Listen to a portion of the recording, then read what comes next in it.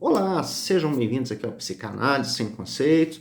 O nosso vídeo de hoje se trata então sobre a estrutura neurótica, perversa e psicótica, que é a segunda parte da pergunta feita pela Eliana.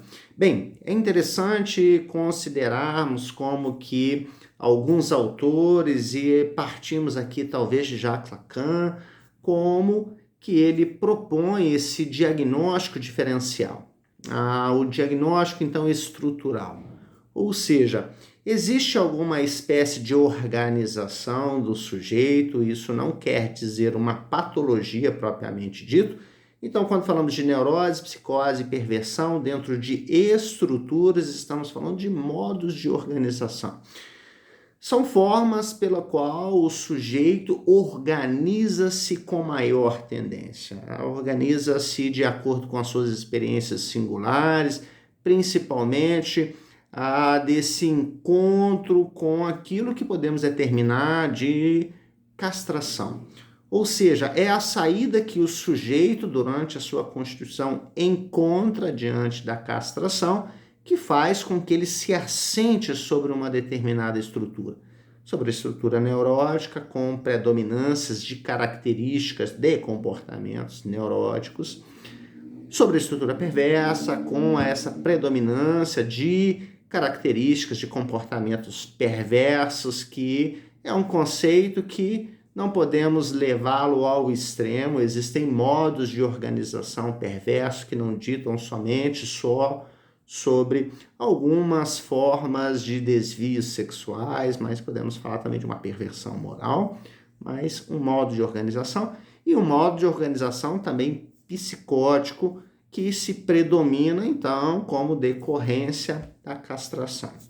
Existe um resumo muito bacana sobre esse assunto, que é um assunto bem amplo, bem vasto, que diz que, de certa forma, a estrutura neurótica envolve todas aquelas pessoas que desejam alguma coisa, mas que têm medo.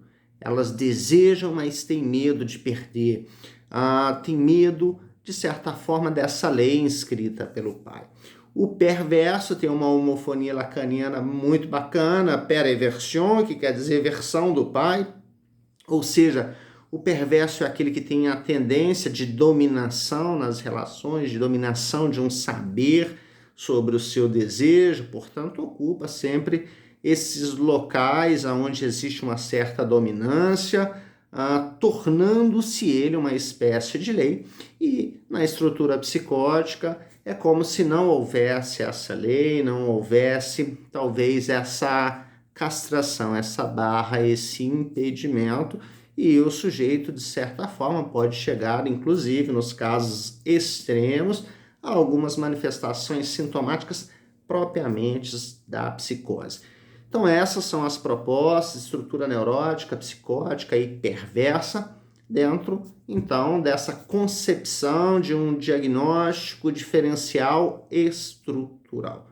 Ou seja, é aquilo que, de fato, sustenta o sujeito. Não, como nós dissemos, não de uma maneira patológica, mas de modos de funcionamento. Talvez em um outro vídeo podemos abordar com mais clareza esses conceitos. Deixo aqui também os seus comentários, as suas perguntas e as suas sugestões para que a gente possa continuar transmitindo essas informações, fazendo aqui novos vídeos, tentando entender um pouco mais sobre a psicanálise. Até um breve momento. Tchau, tchau!